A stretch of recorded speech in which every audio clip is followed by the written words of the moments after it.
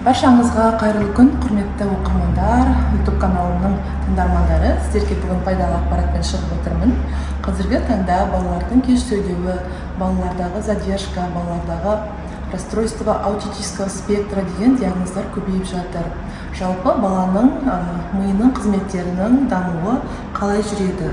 Бала неге кеш сөйлейді деген сияқты көптеген сұрақтарға бүгін сіздерге жауап беремін. Ең алдымен каналға тіркеліп алыңыздар, себебі күнделікті пайдалы ақпараттар сіздерге бірінші болып уведомление болып келіп тұрады.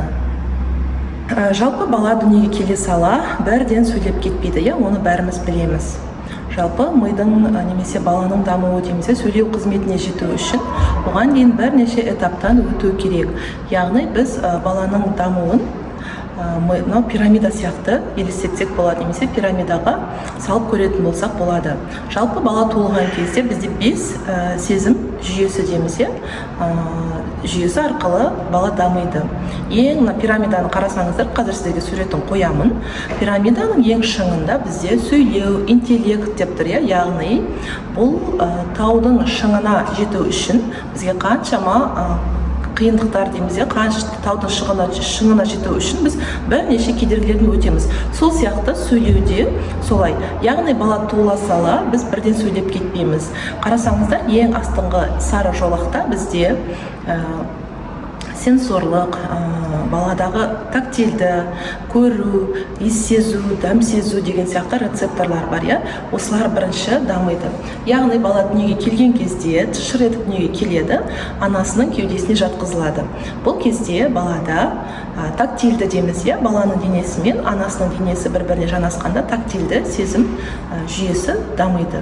Келесі этап ол бізде бала уже не істейді? Анасының сүтін емген кезде балада уже дәм сезу рецепторлары пайда болады.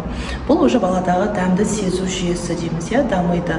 Келесі бізде бала жан-жағына қарайды, мысалы күлімсірейді, бала анасына қарап сөйлеседі. Бұл бізде көру жүйесі дейміз. Келесі этап бізде есту дейміз, баланың атын айтып, біз жаңа еркелеткен кезде бала кәдімгідей сезеді. Бұл бізде есту рецепторы. Және бізде қандай рецепторлар тағы осы бізде 5 сезім жүйесі дедік, рецепторлар: көру, есту, дәм сезу, тактильді және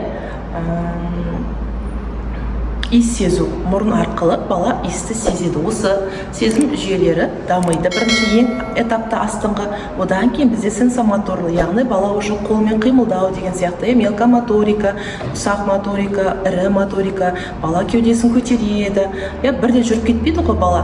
Міне осылай этаппен бала отыруы, еңбектеуі, басын ұстауы деген сияқты, бірінші ірі моторика, одан кейін жайлы сапсақтармен ұстау деген сияқты, 6 айдан бастап бым-бым, бір-бір, мам-мам деген сияқты былдырлаған, агукат еткен буындық сөздермен бала 1 жасқа жеткен кезде бала тәй-тәйлап жүруі және сөйлеуі басталады. Міне осы пирамиданың осы этаптарынан өтпей бала бізде сөйлеуі кешігеді, немесе сөйлеуі мүлдем болмайды, немесе түсінігі болмайды деген сияқты осындай этаптарды осы пирамидамен біз бала ата-аналарға түсіндіреміз. Яғни бала туылған кезде айттық, тағы да айтып өтейін, баланы біз не үшін 40 күнге дейін шомылдырамыз, сылаймыз, сипаймыз. Осы кезеңде қарап отырсаңыздар, бала сылаумен, сипаумен өседі дейміз. Бала яғни сылап сипаған кезде баладағы тактильді, яғни сезімталдық, терідегі қаншама рецепторлар оянады. Одан кейін баланың, мысалы, біз айтамыз кейде неге кешігіп жатыр, немесе бала сөйлемейді, немесе бұл атасы кеш сөйлеген, ағасы 5 жасында сөйлеген, әкесі осындай деген сияқты. Яғни бұл факторларды әсер етуі мүмкін. Алайда біз қазіргі таңда балада қандай да бір өзгеріс болса, бірден, яғни ерте бастауымыз керек.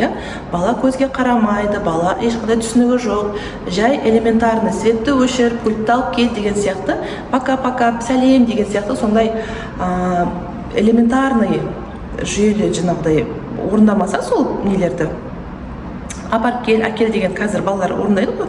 Мысалы 1 жаста уже сіз салыстыра бастайсыз уже басқа да көршінің баласымен немесе басқа өзінің қатарлас балаларымен. Вот осы кезде не құрылым ерте анықтайтын болсаңыз, ерте сезіктенетін болсаңыз, 1 жас, 1,5 жастағы, иә, сол кезде бастап баламен уже дамыту ойындары, дамыту ұсақ моториканы барлығын дамытатын ойындарды ойын түрінде немесе невропатологтарға қаралу арқылы ертерек дамытсақ, онда баланың біз соғұрлым тезірек қатарына қосатын боламыз. Барша балапандар ауырмасын, өздерінің қатарынан қалмай, балалар біздің болашағымыз, дендері сау болсын.